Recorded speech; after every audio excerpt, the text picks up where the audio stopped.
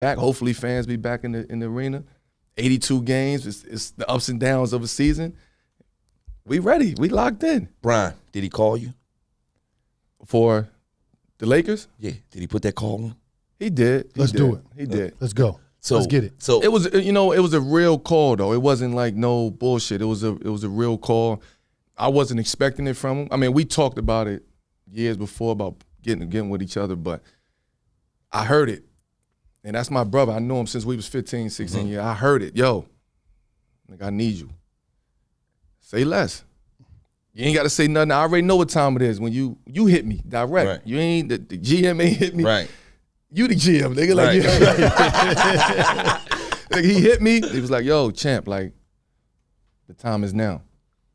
And you felt it. I felt it. I felt like the time is now, right now. Like it's just a different vibe. It's a different aura, a different energy around. Time is now. Okay. Brian know that you still one of them niggas, without a doubt. Without a doubt. Do you think him putting the call in was like, we doing something great over here. I need my brother over here. He got to get one.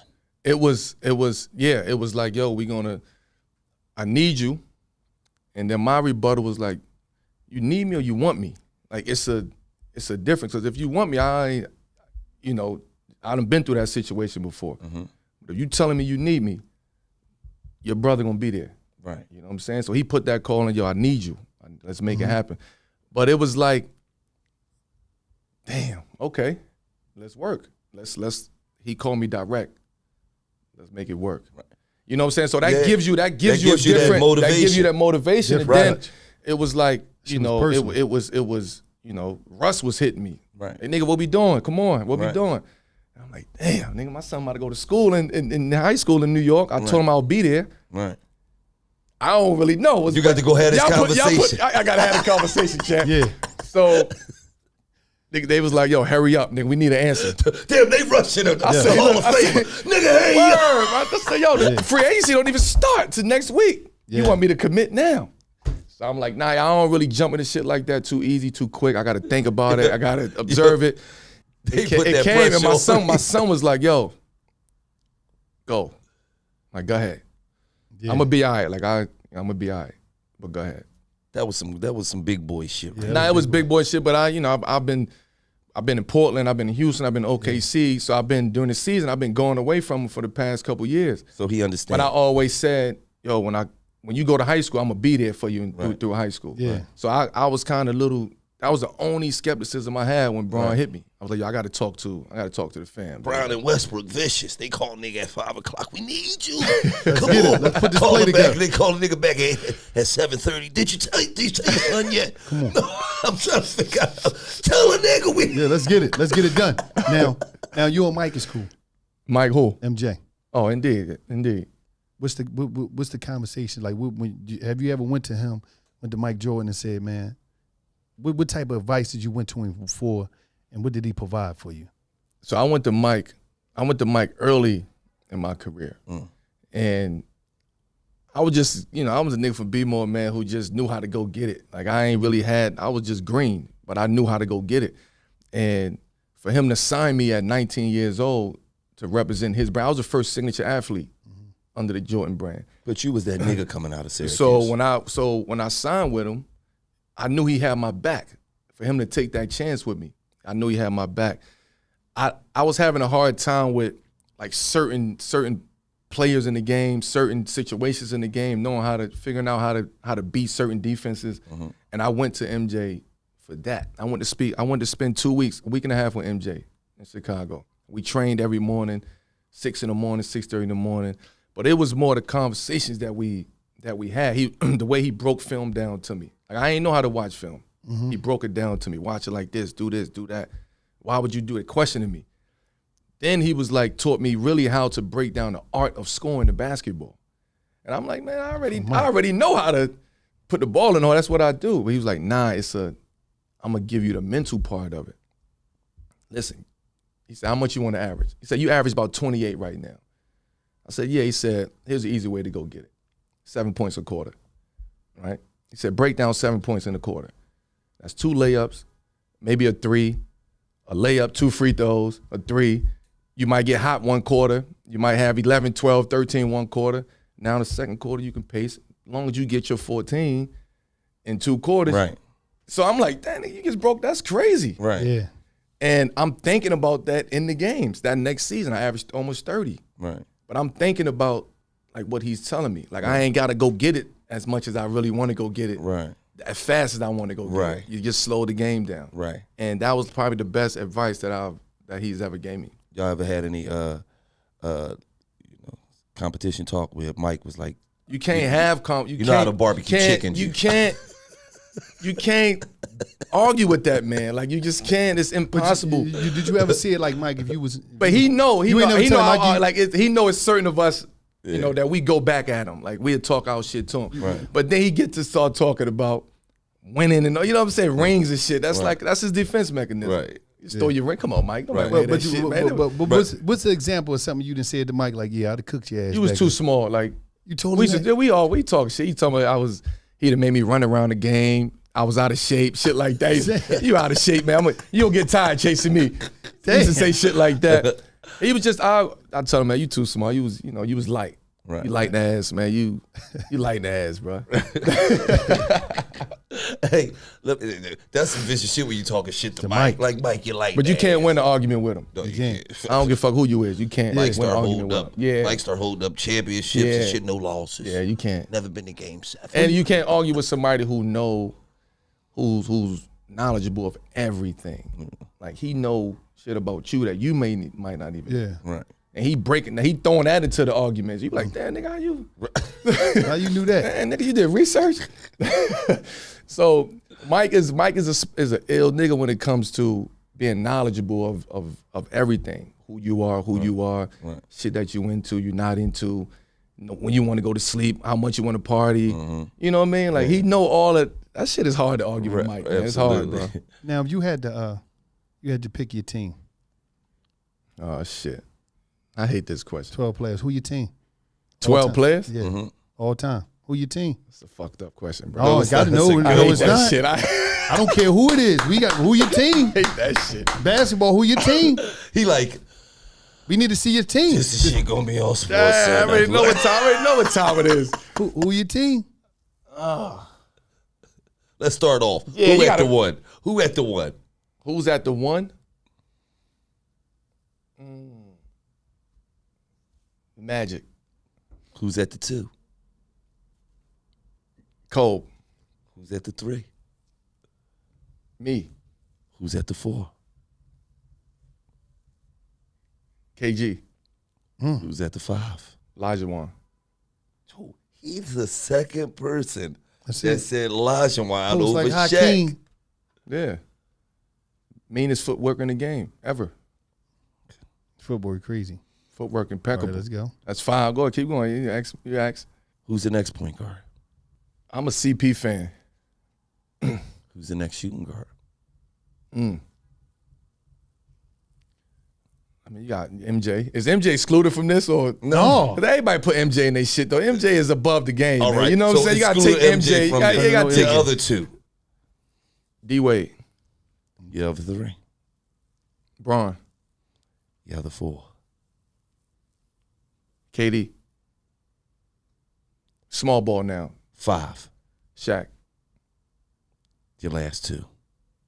Let's make this good. Because I'll be last damn if you gonna leave KD out this. He said I KD. said KD. Oh, He you just did? said Yeah, I said at the KD, beginning. yeah. all right. You know, my last I thought he said KG. No, he I said said KG KG first. first. Yeah. The first team. AI. Oh, thank you. Bubba. Got to. That's what the fuck I'm talking Yes. about. Come on, who's the last one? I gotta put somebody in there that I'm a fan of. Like, Yes. Because this is your team. This isn't anybody else's team. This is little Curly's team. I'm a Dr. J fan. All right, Doc. I love Doc. Got some Sixers in there. I appreciate that. Like, Fucking job. This episode of $1 Million Worth of Game is brought to you by FTX, formerly Blockfolio. One thing about FTX, listen, they're the most popular. I'm talking about the most popular app for cryptocurrency tracking and trading. I don't care what you're doing. If you're doing something in cryptocurrency, you need to have the FTX app. Yes, you do. Listen, right now, what are you waiting for? Download the app in the App Store. Get it. I'm talking about everything to build your own portfolio and follow prices of more than 10,000 coins. Get phone notification updates directly from the projects that you care about. I'm talking about FTX. I need you to download this app to take care of it. For those, once again, formerly known as Blockfolio. I'm talking about the world's most popular cryptocurrency app for tracking and trading cryptocurrency. Buy and sell Bitcoin, Ethereum, Dogecoin, and other top tokens with absolutely zero fees, and get a free coin with every trade over $10. What are you waiting for right now? Visit the App Store and download FTX for free today. Stop playing games. FTX, formerly known as Blockfolio, download today. Right, you was in the projects, right? Who was the old heads that, man, who was these old heads that kept you on point, that made sure you ain't get in no trouble? Yeah, so I moved from Red Hook, Brooklyn when I was 9. So summer of 92. So I'm at that age, I'm thinking that everything is the hood. Projects is everything. So I get to be more, and I moved to Myrtle Avenue and Murphy Homes. It's like, nah, shit is different. Yeah. You know what I'm saying? So now I go from apartment 1C in the building to the row houses on Myrtle Avenue. So that was different. I didn't have, in Red Hook, my brothers was the old heads out there. So I could just watch them, look at them, admire them. They, I'm 8, 9 years old, so I ain't really tapped in like that. Right. When I get to be more is when I started tapping in. Like I started survival. I know how to move. I know how to, that car can't come down the block. Right. Yeah. He can't come on our block. Right. He ain't from me. I don't like the way he walked. Like it was like survival tactics. Right. You know what I'm saying? So my big homies, they was on the block. I didn't look up to basketball players. I ain't I ain't have no role model. Typical hood shit. Yeah. So whoever was coming out the block, take a kid, give me hold $5, man. Mm-hmm. Yeah. Let me hold $1, champ. Let me go get a twister real quick with a hot pocket. Like that was people that I looked up to. Right. You know what I'm saying? Go keep the change, champ. Right. Like I was that. So, but my big homies, God bless their soul, man. They kept me out of a lot of shit, and they was a sacrificial lamb for a lot of shit for me. So when I think about them, it's like, damn, like I wish they was here right now, reaping those benefits because we put that work in. Right. Running through BMO, we put that work in at 17, 18, 19. We put the work in, and I didn't know. Only thing I knew was my niggas is coming with me. Yeah. Like I don't care about none of that. Y'all I don't want to hear nothing from y'all. Right. We gonna do this our way. We the new in charge. We hood movement. Right. You know what I'm saying? Right. So y'all gonna bow down to us now. Yeah. You know what I'm saying? And the street game was changing around those times. Yeah. Like it was a shift in the streets. They started knocking the projects down. Yeah. So once they knocked the projects down, everybody started scattering, going to their different areas. So it was hard to connect with a lot of guys because the beefs was so ingrained into our community that you couldn't go to those neighborhoods. Right. You go to those neighborhoods, you know what time it is when you walk around that block. So we stayed around those 4 blocks. And my big homies was always, nigga, you ain't, nigga, go to school. Well, see, you had real big homies that seen that, God blessed him a little different than everybody else. Yeah, it was that. See, I don't know what they saw in me. They probably said they saw something, but it was just like. They saw that jumper. But you know what's ill? I was a baseball player, B. My first love was baseball. Yeah. Yeah, I thought I was going for baseball. And then I played football, and then basketball was just like seasonal for me. So I ain't really care about basketball like that. Then what coach talked you into, told you common sense? What was that coach that said, nigga, you're going to the league? Nah, but all that shit came later. Hey, I was heavy baseball. I was heavy baseball. Was that the time you wanted to change your name when you was younger? Yeah, around that time, man. But why you think of Tyrone? Why you wanted your name to be Tyrone? That was the first shit I seen on the board. Tyrone, you said that song was out. You better call Tyrone. That shit wasn't. That nigga called me. But why? Listen. He wanted the name wrong. Like out of all the names, why you want to Yo, let because Carmelo you go? gotta think, y'all understand. Carmelo. This is what's crazy, right? Yeah. I'm 9 years old. Yeah. So I ain't really, you know. I'm just Nigga ain't yo, say when Jamal. when they handed the, you know, the index cards to write your name on there, I look up and all I see the names on the board Yeah. of the previous class. It's fucking Tyrone. Anything away from Carmelo, like at that point in time. You know what's so funny though? Because I grew up Farad Nasir. And that was the worst shit as a kid. Yeah, but it's a real true meaning behind those. Your names. It is, You know what but- I'm saying? but as a kid- it come from something. When you in the 4th grade and your first day of school and they calling out everybody's name and then they get to the ends and you like, here the fuck we go. Farad Nasir. It's like, no, bitch. But everybody Farad knew Nasir. because that was your culture. That was Yeah. your culture. So everybody knew that y'all had names like that. Yeah. So I was the only Puerto Rican out in West Baltimore. Yeah, that's real. There You know what ain't I'm like saying? no So Puerto Rican. so they was, it That went don't from speak no Spanish. that don't speak no Spanish. So it was like Little New York when I came to be Yeah. more. Then it was like Curly. Well, only family called me Little Curly. But it was like Little New York because nobody really could say my name. It was butchering my shit. Caramello, Caramel. Like, it was great. T. Roy. Man, call me, man, listen. Tyrone. Shout out to T. Roy, man. Now you know what? When you was growing up, man, for you wanted to get fly, you wanted to do nice things.